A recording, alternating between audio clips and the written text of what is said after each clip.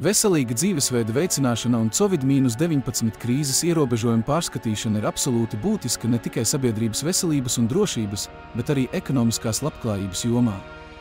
Šie pasākumi nodrošinātu stabilu un drošu vidi, kurā cilvēki varētu pilnībā izpausties un darboties, veicinot gan personīgo, gan sabiedrības labumu. Īpaši tagad, kad PVO ir paziņojusi, ka viņi nav mudinājuši nevienu lietot vakcīnu un neieteica izolāciju.